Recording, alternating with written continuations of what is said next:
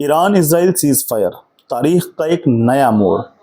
लंबी कशमकश के बाद ईरान और इजराइल के दरमियान एक नाजुक सा सीज फायर हुआ।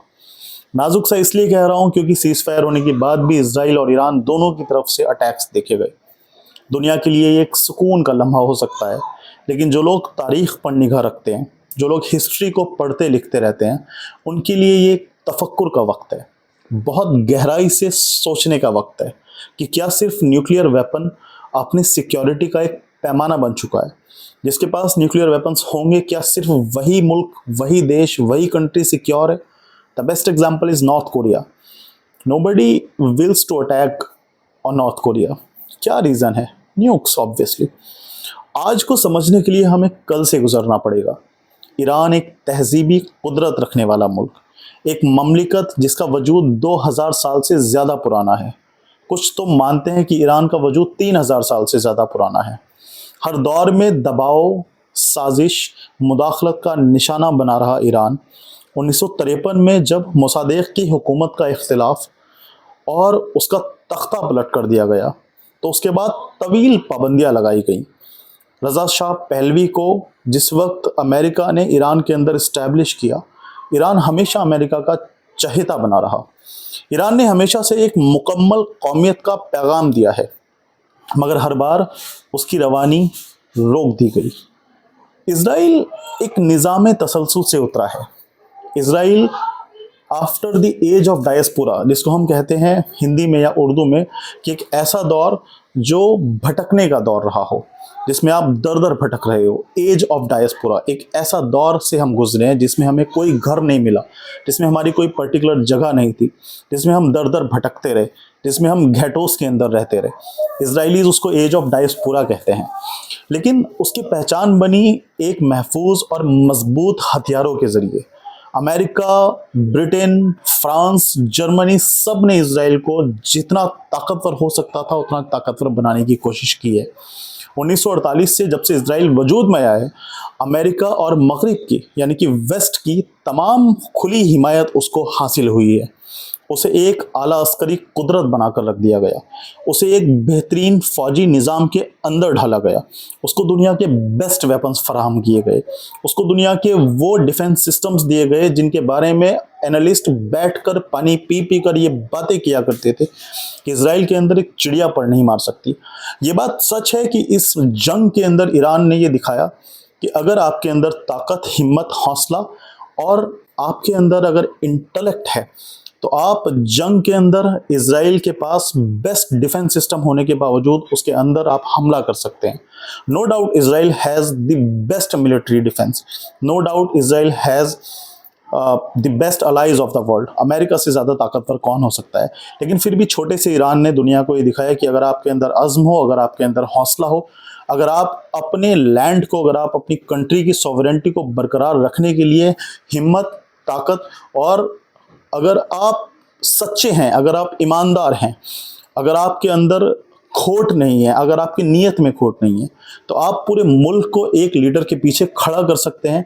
दुनिया की सुपर पावर को उसी तरह जवाब दे सकते हैं जिस तरह जवाब देना चाहिए था।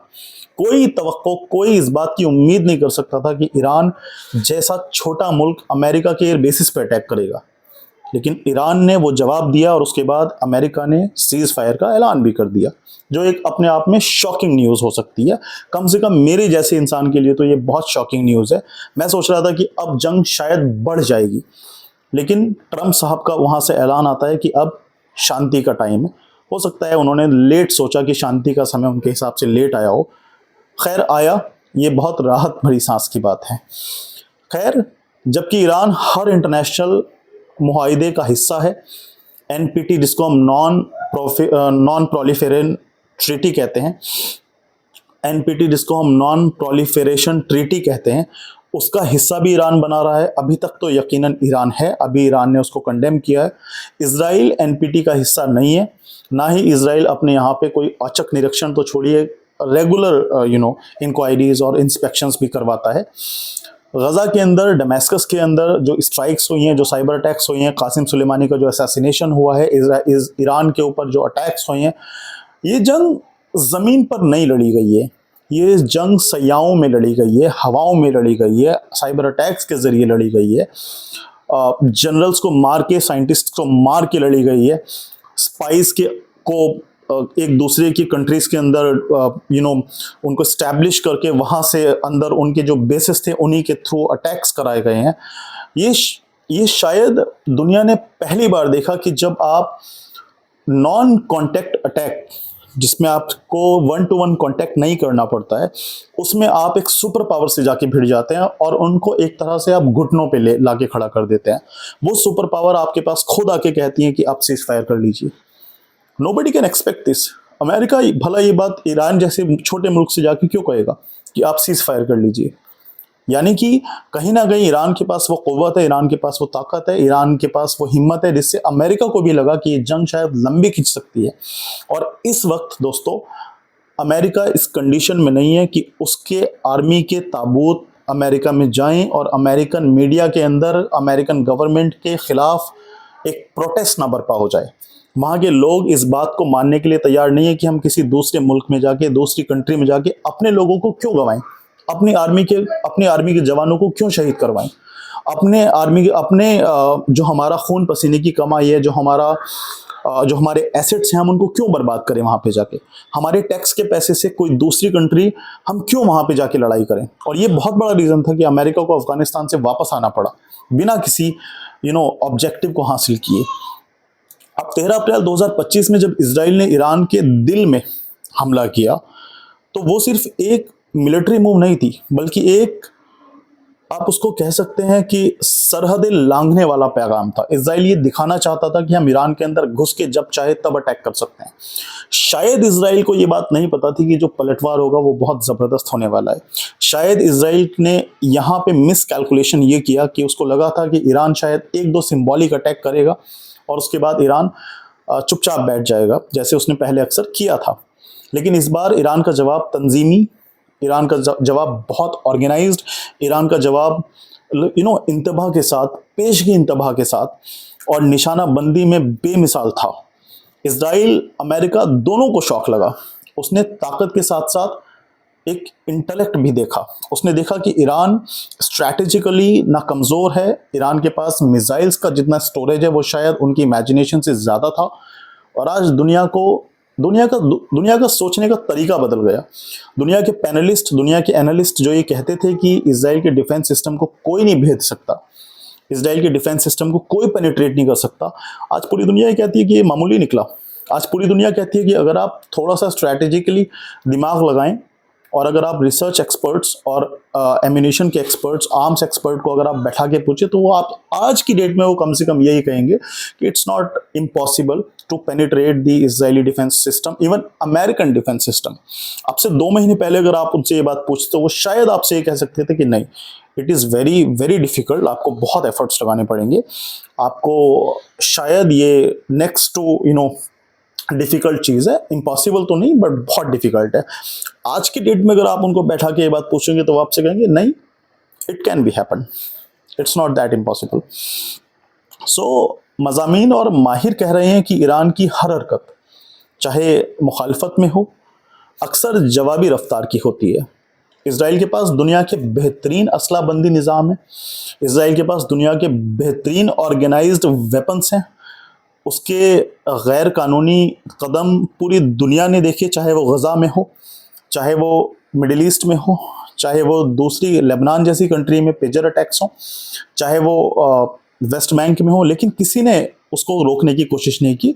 ईरान अकेला मुल्क है जो आगे खड़ा होकर कहता है कि हम में वो ताकत है, हमें वो हिम्मत है जिसको हम रोक सकते हैं। ये तो आने वाला वक्त बताएगा कि सीज़ फायर के ऑब्जेक्टिव्स क्या थे, ये इस सीज़ फायर की शर्तें क्या थी, एक दूसरे ने क्या शर्तें रखी। हो सकता है ईरान ने शर्त रखी हो कि आप गज़ा पे अटैक बंद कर देंगे, जो उसको रखनी भी चाहिए आइडियली। हो सकता है कि इजराइल ने शर्तें रखी हो कि आप अपना जो न्यूक प्रोग्राम है, जो न्यूक्लियर वेपन्स बनाने के जो प्रोग्राम्स हैं, उसको बंद कर देंगे, जो इजराइल का ड्रीम है। But I think as per so many experts जो मैंने अभी इंटरनेशनल मीडिया देखा है, उसके हिसाब से सब कह रहे हैं इस टाइम पे कि ईरान अब अपना मिसाइल प्रोग्राम और ईरान अब अपना न्यूक प्रोग्राम दोनों को डबल स्पीड से आगे बढ़ाएगा।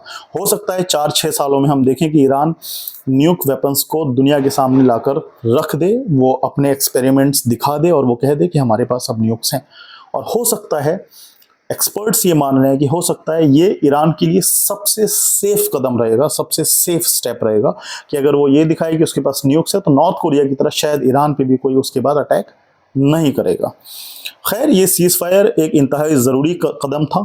ये एक बेहतरीन चीज़ अगर कोई इस दुनिया में इस टाइम पे हो सकती थी तो वो सारी जंगों के सीज फायर हो सकते हैं, बिकॉज लोग मर रहे हैं। दीज आर नॉट नंबर्स, ये नंबर्स नहीं मर रहे हैं जैसे जैसे मीडिया दिखाता है कि 376 people has been died, Ukraine में इतने मरे, रशिया का ये नुकसान हुआ, इसराइल में इतने लोग मरे, ईरान में इतने लोग मरे। These are not numbers, these are people.